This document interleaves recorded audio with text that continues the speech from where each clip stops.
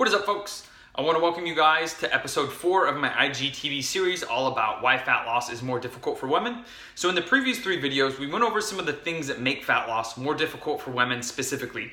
And today we're going to be going over the solution. So we're going to be going over 3 things that you can implement today that are going to allow you to get better results, to more sustainably lose body fat, and to avoid a lot of the issues we discussed in the previous videos.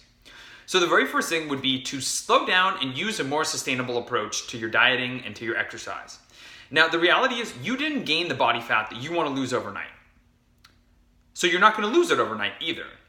We need to stop the madness of people eating the absolute minimum of calories and trying to, on top of that, do 2 hours of cardio and all those different kinds of things. That's one of the number one ways to burn yourself out, to leave your body in an overly stressed state, to cause water retention, and to make sure that you go off the rails and end up binging on food.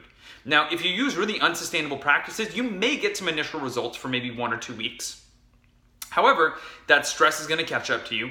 The psychological stress, the physical stress, and then the emotional stress of being able to not eat any good food, to not be able to enjoy yourself socially, to probably feel very tired, very fatigued, to have your gym sessions suck, is all going to catch up to you. And it's going to catch up to you in the form of making you want to eat a lot more. Your body's going to fight back against that. So take a slower rate of progress when it comes to your nutrition.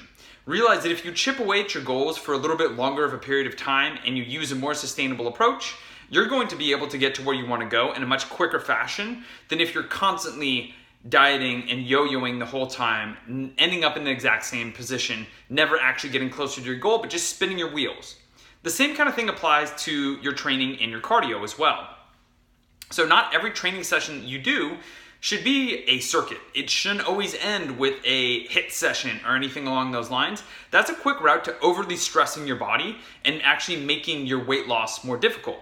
Now, you still may be able to lose body fat, but the reality is if you put your body in this really overly stressed state, you're going to end up retaining a significant more amount of water weight. So when you step on the scale, you may even see a higher scale weight than you normally would, which is really frustrating and daunting for a lot of people to see.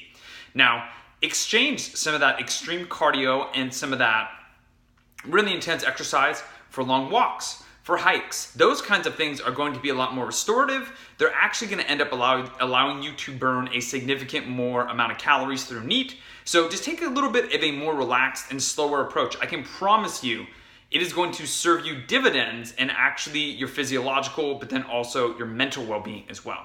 So the next thing would be to implement diet breaks. Now, if you don't know what a diet break is when you bring your calories back up to a maintenance level for 1 to 2 weeks. Now, the purpose of this is to restore a lot of the psychological, the hormonal, and then any kind of metabolic adaptations that take place when you are dieting. So as you diet, like we've discussed before, there are well-known adaptations that take place that cause you to burn less. Well, there's also psychological stresses from dieting. There's also hormonal adaptations from dieting as well. So by bringing your calorie intake back up to a maintenance period for 1 to 2 weeks, what happens is it helps to offset and bring a lot of those adaptations to their pre-diet level.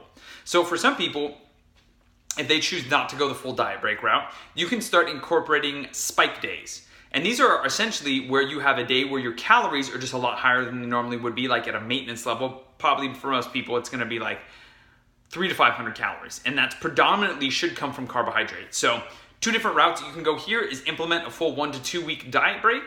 And then aside from that, if you don't want to do a diet break, implementing high carb days. Now, these are absolutely not cheat days. These are not cheat weeks. That is a quick route to make sure that you gain a significant amount of body fat back.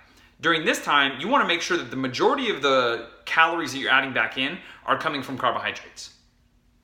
The third thing we're going to be talking about today is strength training. Now, I'm not talking about circuit training. I'm not talking about HIIT finishers, any of those kinds of things. I'm talking about legit circuit training that involves compound lifts. It involves doing legs, doing shoulders, doing back, all that good stuff. Now, part of the reason that this is so beneficial is because number one, it's going to help you to build muscle mass. Now, as we've covered in previous videos, one of the things is that a larger body with more muscle is going to end up burning more calories. So if you can build some appreciable muscle mass, this is going to be much, much better for you.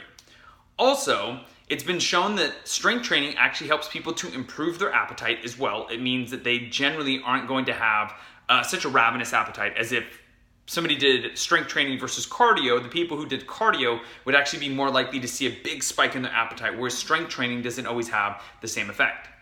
Aside from that, it's going to help you to improve muscle density. It's going to help you to improve bone density. It's actually very good for your hormonal profile. So overall, strength training will have benefits for your fat loss, but overall, it's going to have a really, really big benefit for your overall health in terms of hormones, bone density, muscle mass, which is going to allow you to burn a few more calories. And then overall, strength training is going to give you the shape that you want.